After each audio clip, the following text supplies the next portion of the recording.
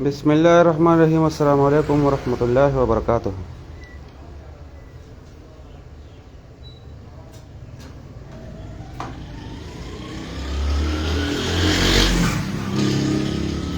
د ګرمۍ سیزن روان دی او چې کوم ملګري انلاین شوي نو حبیب تاج استاد ته مې راوستی او نن دله پکې یو نوې کارنامه هم ښیم.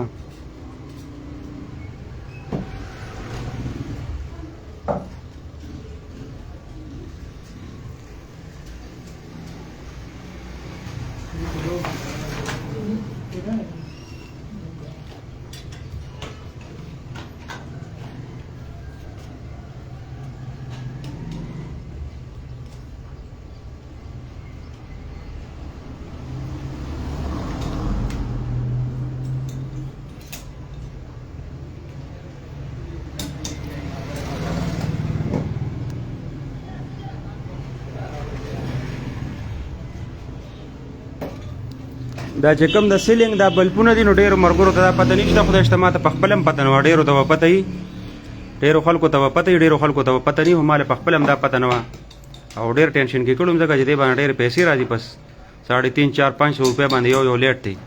نو که د چا د سیلینګ دا بلپونه سوځېدلي دا ټول بلپونه ما دا دې راکولو که خپل ټول سوي وو. دا بلپونه دا ټول سوي دي. نو دا تقریبا زما په خیال چې ټوټل په 100 روپۍ هم نه برابرېږي په سمېدو باندې. دغه بلپونه د ډېر ښکلې وی پي طریقې سره بیا جوړېږي.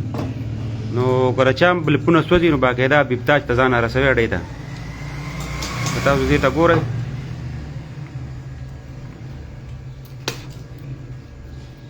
اوریجنل جوګاړ بدله جنګوي خو کار بدله برابروي.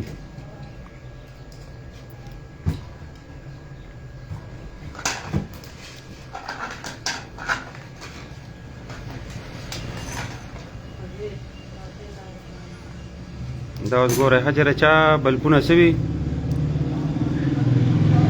توقید جان ارمانی وعلیکم سلام روډ څنګه حال دی؟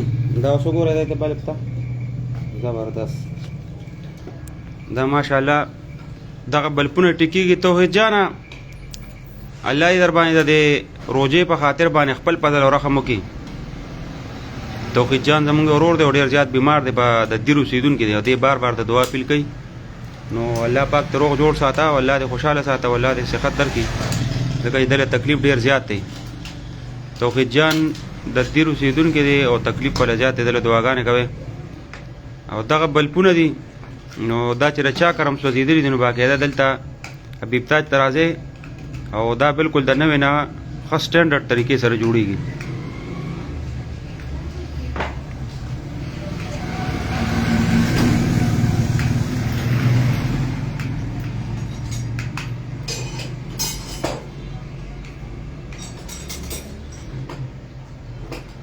دا ټول بلپونه سوځېدلي او دا موږ دوباره ریپیر کوو که نه.